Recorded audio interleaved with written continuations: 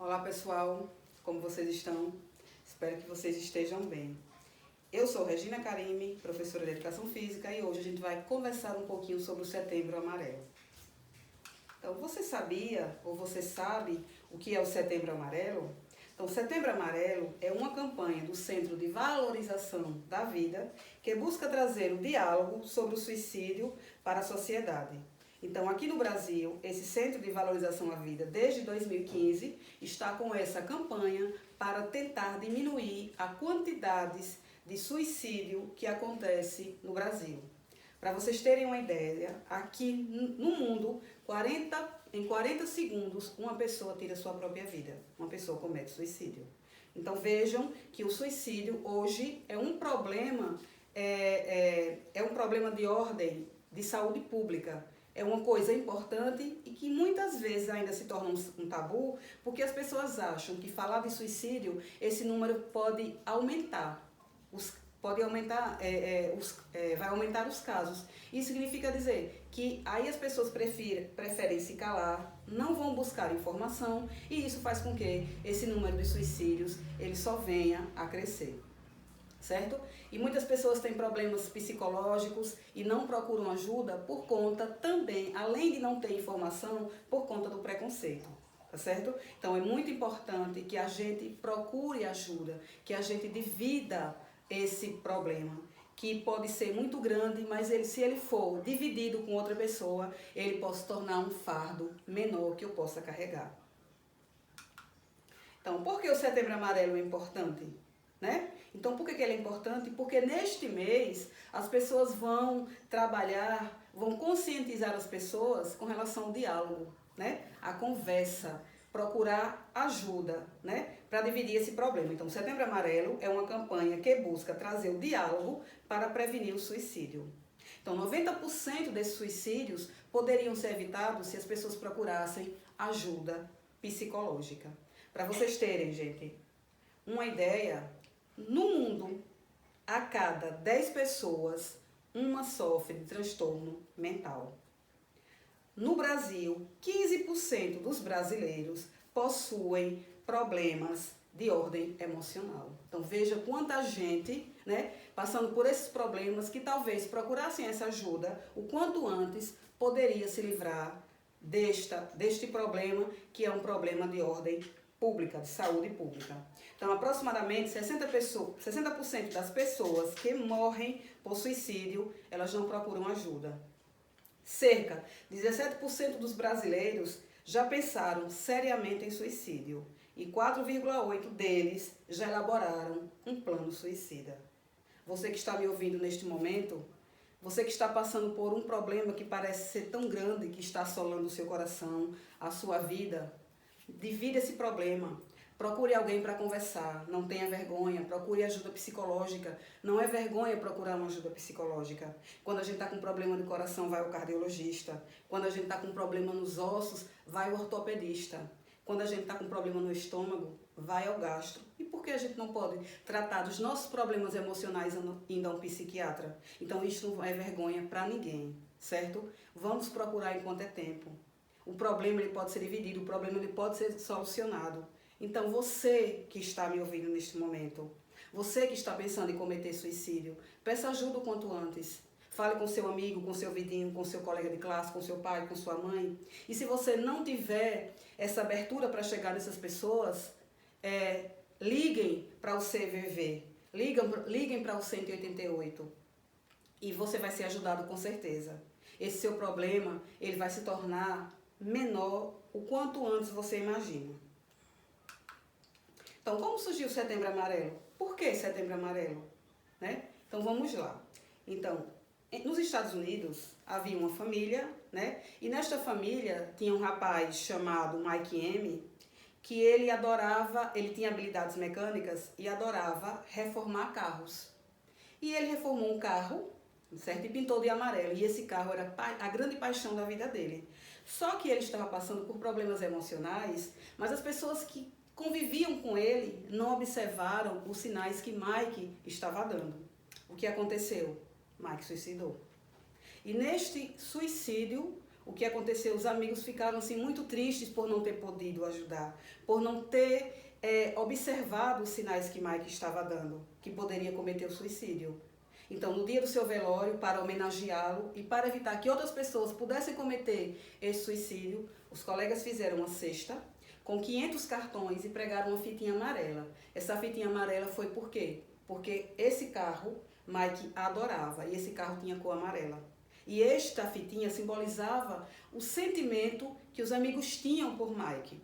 E nesse cartão estava escrito: se você precisar, peça ajuda. E esses cartões, eles viralizaram nos Estados Unidos e as pessoas a partir daí começaram a pedir ajuda, começaram a gritar por socorro. E muitos suicídios, a partir daí, eles foram evitados. Certo? Graças a Mike M, que precisou morrer para que isso se tornasse um problema de saúde pública. Tá certo? Então você que está escutando, não guarde o problema para você. De vida, como eu já disse, esse problema ele pode ser carregado de forma mais fácil. Certo? Gente, e assim, a partir de 2003, a Organização Mundial de Saúde resolveu colocar o dia 10 de setembro como um Dia Mundial de Prevenção ao Suicídio. E aqui no Brasil, o suicídio ele é tratado pela Centro de Valorização à Vida, o CVV. Então, esse centro, ele é uma organização filantrópica, tá certo? Que ajuda as pessoas. Você não precisa se identificar quando você ligar, certo? Você pode ser você pode ser anônimo, certo? Você vai apenas buscar ajuda. Então, se você está precisando dessa ajuda, não hesite em ligar para o 188. Você pode conversar no chat, você pode passar um e-mail, você pode ir até um atendente na presença física e dividir esse problema e ser encaminhado para uma ajuda psicológica. Isso não é vergonha para ninguém. Isso vai ajudar você a diminuir esse sofrimento que tanto assola seu coração. Então, o que é o suicídio? As pessoas dizem, suicídio é o ato de você tirar a própria vida. Mas o suicida, gente, ele não quer morrer. O objetivo dele não é morrer, é acabar com aquele sofrimento que ele não está mais suportando, que ele não consegue lidar com aquilo ali, que para ele o fardo está tão grande que ele só vê, a única solução que ele tem é poder morrer para se ver livre daquilo, tá certo? Então não julguemos, certo? Não vamos julgar, porque a gente não sabe o que passa na mente de cada um, tá certo? Então, esse sofrimento, ele pode ter várias naturezas. As pessoas podem procurar o suicídio por culpa, por remorso, depressão, ansiedade, medo, humilhação, entre outros. Então, não julguemos. Vamos ajudar.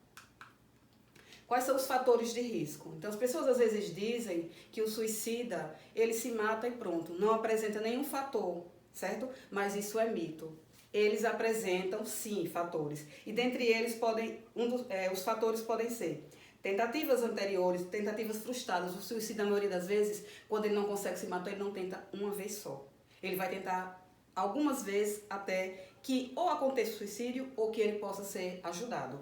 Abuso de substâncias essas lícitas, como o caso do álcool, ou substâncias ilícitas, como o caso das drogas proibidas, certo? Tem entre 15 e 35 anos de idade, ou mais de 75 anos, a faixa etária que mais acontece o suicídio. Falta de vínculos sociais e familiares, ou seja, ele acha que ele está sobrando naquele lugar, que ele não tem amigo, que a família não gosta dele, né? Doenças terminais ou incapacidades. Então, antes que a doença me mate, eu vou matar a doença, certo? Desemprego, declínio social, divórcio, estresse continuado, enfim. Então, são vários fatores que podem levar uma pessoa a cometer suicídio. Entre eles também se encontra o extremo monetário. O que é isso? Ou eu ter dinheiro para mais, ou eu ter dinheiro para menos. Tanto dinheiro para menos, como as dívidas, quanto dinheiro para mais, como eu vou perder aquele dinheiro, vou perder muito, isso me causa estresse e pode fazer com que as pessoas cometam suicídio. A questão dos transtornos mentais, então o transtorno a questão da personalidade bipolar, além da ansiedade e depressão, são os transtornos que mais causam o suicídio. Homens se matam mais, mulheres tentam mais. Para vocês terem uma ideia, as mulheres tentam suicídio 2 vezes mais que os homens. Porém, os homens, eles utilizam métodos mais letais do que as mulheres. Por isso que eles morrem mais, porque os métodos utilizados pelos homens, eles são mais, digamos assim, eficientes, tá certo? Então, como pedir ajuda? Como é que eu posso pedir ajuda quando eu estiver desesperado? Gente, procure alguém, procure um vizinho, não tenha medo de conversar, do diálogo. Se você não tem coragem de falar com alguém próximo a você, procure, ligue para o 188. Lá você vai ser bem atendido e com certeza alguém está disposto a lhe ajudar. Então, o que não fazer se alguém próximo tem pensamento... O que fazer se alguém próximo a você tem pensamentos suicidas? Primeiro, não condenar. Certo, gente? Então, você não julgar. Não julgue aquilo que você não sabe o que a pessoa está passando. Jamais faça isso. Tá certo? Um problema que pode ser fácil para eu resolver, pode ser, assim, muito difícil para o outro. Banalizar. Não banalize os sentimentos de ninguém. Não ache que aquele problema é simples demais para causar uma morte. Ou que você é fraco, ou que você é forte, ou que você é covarde para poder cometer o suicídio. Dá opinião. No primeiro momento você não deve opinar, apenas ouça o desabafo da pessoa. Brigar. Não vá brigar com a pessoa que está pensando em cometer suicídio. Não vá dizer que ela é uma pessoa fraca. Não vá dizer para ela pensar positivo, que ela crê em Deus, porque a pessoa está querendo apenas uma mão amiga. A briga não vai valer para esse momento, só vai fazer com que a pessoa piore mais. Frases de incentivo. Não diga assim, pense positivo, creia em Deus, porque a pessoa, o mundo é melhor do que você imagina.